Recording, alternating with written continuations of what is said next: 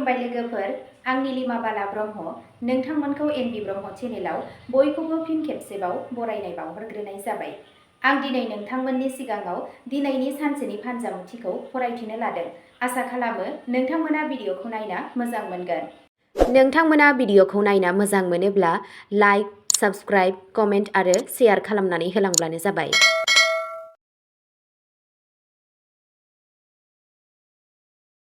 दिनै 13 जुलाइ 2026 मायथाइ एबा 28 आसार दान 1433 मायथाइ समबार। गिबियावनो दङ मेष राशि।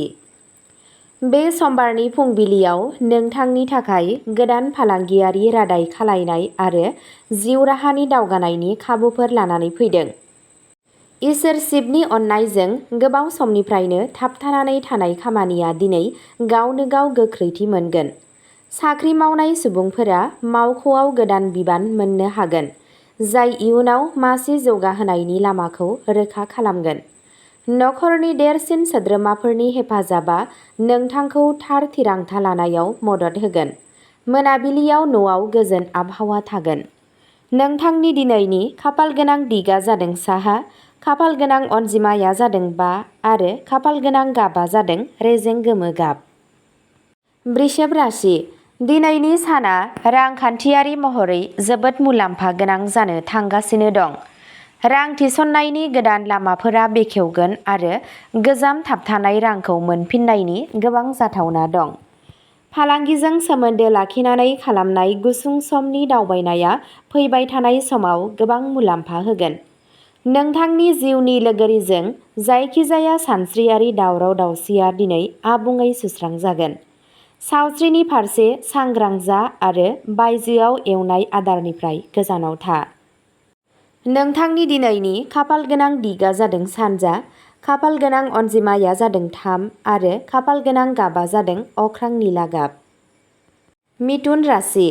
दिनै नोंथाङा गावनि गोहोखौ बेखेवनायनि अनगायै मोनसे गुरै थांखियाव गोसो होनो नांगोन।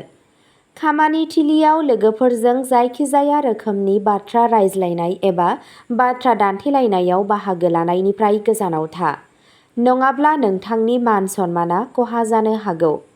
आजै-आजौनि सम्फथिजों सोमोन्दो थानाय आयदायाव बैसोगोराफोरनि गेजेराव गोरोबलायनायनिफ्राय रेहाय मोनगोन। रांखान्थियारि बिथिङाव बाजेट बानायनाया दिनै नोंथांखौ खहानिफ्राय रैखा खालामगोन। नोंथांनि दिनैनि खाफालगोनां दिगा जादों खोला-सोनाब, खाफालगोनां अनजिमाया जादों 8 आरो खाफालगोनां गाबा जादों पिस्ता गोथां गाब। कर्क राशि। दिनैनि साना मोजां मोननाय आरो गावजों गाव फोथायनायखौ गोख्रों खालामनायनि सान जागोन। नखरनि सोद्रोमाफोरजों बबेबा धोरोमारि थावनियाव दावबायनायनि बिथांखि लानो हायो, जाय गोसोआरि सुखुखौ होगोन। जायफोरा गोदान साख्रि नागिरगासिनो दं, बिसोर दिनै सासे लोगोनि हेफाजाबजों मोनसे गिदिर ब्रेक मोननो हागोन। फालांगियारि बिथिङाव नोंथांनि राजथान्दैयारि सानस्रिया बेरेखा हानजाफोरनि सानथांखिफोरखौ फेलें खालामगोन। सावस्रिया मोजां जागोन।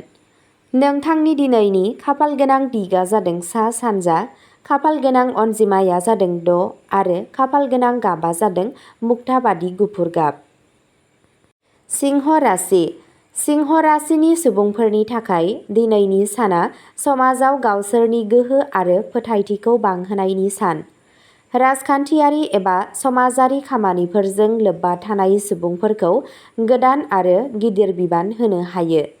फालांगियाव बायग्राफोरनि अनजिमा बांनायनि जाहोनाव सानफ्रोमबोनि आयाव गोबां बांगोन। गथ'नि मोनसे जर'खा जाफुंसारनायनि थाखाय गासै नखराव रंजानायनि आबहावा थागोन। नोंथांनि बिमा-बिफानि सावस्रियाव सोलिबाय थानाय जौगानाया नोंथांनि गोसोखौ गोबां गोजोन होगोन। नोंथांनि दिनैनि खाफालगोनां दिगा जादों सानजा, खाफालगोनां अनजिमाया जादों 2 आरो खाफालगोनां गाबा जादों सना गाब। कन्या राशि। खाफालनि आबुं मददजों नोंथांनि गोबां जेथोगोनां हाबाफोरा दिनै जेबो गिदिर हेंथा गैयाजासे आबुं जागोन।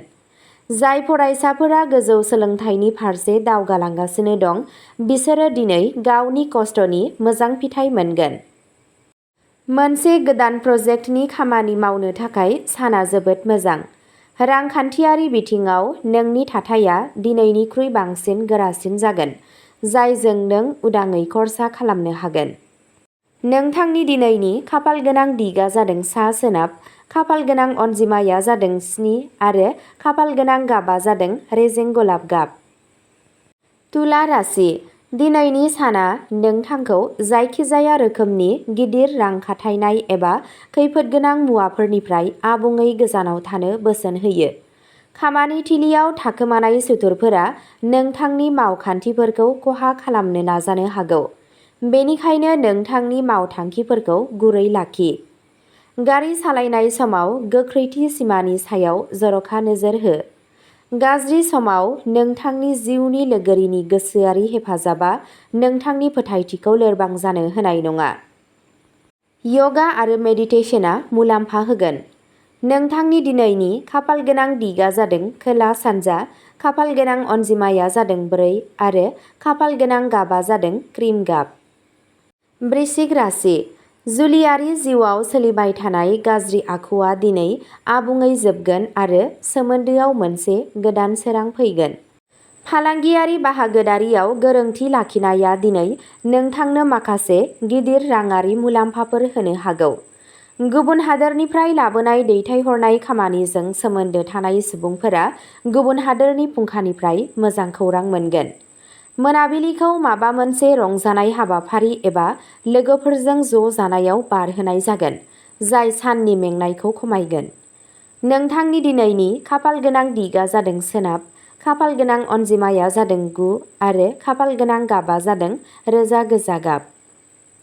धनु राशि, दिनै नोंथाङा बिजिरसालियाव गिदिर देरहानाय एबा जायखिजाया गोजाम आयेनारि हेंथाखौ मोननो हागोन, जाय मेलेमनि बजाखौ खमायगोन। साख्रियाव नोंथांनि गोख्रों आब्रुथिखौ नुनानै मावख'गिरि थाखोआ नोंथांजों जोबोद गोहोम गोग्लैगोन। रांनि लेनदेनजों सोमोन्दो थानाय दावराव-दावसिखौ दिनै सोरबा लोगोनि हेफाजाबजों गोरलैयैनो फोजोबनाय जागोन। सावस्रिनि बिथिङाव गोजाम जरानि सानाय ओंखारनो हागौ, माखासे सांग्रांथि ला। नोंथांनि दिनैनि खाफालगोनां दिगा जादों खोला, खाफालगोनां अनजिमाया जादों 1 आरो खाफालगोनां गाबा जादों गेरुआ गोमो गाब। मकर राशि, दिनैनि साना आरिमु, मेडिया आरो सोरजिलु लिरनायजों सोमोन्दो थानाय सुबुंफोरनि थाखाय जागोन। स्टक हाथाइ एबा मिउचुएल फान्डफोराव गोलाव सम रां थिसननायनि थाखाय दिनैनि साना जोबोद गाहाम। मोजां मोनलायनायनि सोमोन्दोआव मोनसे गोदान बुजिलायनाय आरो गोथौथि थागोन, जाय गोसोखौ गोजोन लाखिगोन। बादायारि आनजादाव गोबां जाफुंसार जानायनि खौरांखौ गथ'सानि फारसेनिफ्राय मोननो हागोन। नोंथांनि दिनैनि खाफालगोनां दिगा जादों सानजा, खाफालगोनां अनजिमाया जादों 11 आरो खाफालगोनां गाबा जादों रोजा निला गाब। कुम्भ राशि, दिनै नोंथांनि गासै नोजोरा नखरारि सुबिदाफोरखौ फेहेरनाय आरो हा आरो न'जों सोमोन्दो गोनां बाथ्राफोरनि सायाव थागोन। जुदि नोंथाङा गोदान न' एबा गोदान गारि बायनो सानदोंब्ला लेखा बिलाइनि गेजेरजों सिगांलांनो थाखाय साना गाहाम। नोंथांनि बिमाजों नोंथांनि सोमोन्दोआ खाथिसिन जागोन। खामानि थिलियाव गुबुननि खामानिफोराव आखाय होनायनिफ्राय गोजानाव था आरो गावनि खामानिखौ थि समाव फोजोबनायनि थाखायल' गोसो हो। नोंथांनि दिनैनि खाफालगोनां दिगा जादों साहा, खाफालगोनां अनजिमाया जादों 8 आरो खाफालगोनां गाबा जादों फान्थाव गाब। मीन राशि, दिनैनि साना नोंथांनि साहस, रायज्लायनाय रोंग'थि आरो गोहोनि थाखाय मोनसे मोजां सान जागोन। बिदा-फंबायजों ज'यै जागायनाय मोनसे गोदान फिसा खामानिया इयुनाव गोबां मुलाम्फा लाबोनो हागौ। गुसुं जानथायनि फालांगियारि दावबायनाया गोदान मक्केलफोरजों सोमोन्दो गायसननायाव हेफाजाब होगोन। गोसोआरि महरै नोंथाङा गोख्रों मोनगोन आरो गोजाम देहायारि बेरामफोरनिफ्राय उदां जागोन। नोंथांनि दिनैनि खाफालगोनां दिगा जादों खोला-सानजा, खाफालगोनां अनजिमाया जादों 5 आरो खाफालगोनां गाबा जादों रेजें खमला गाब।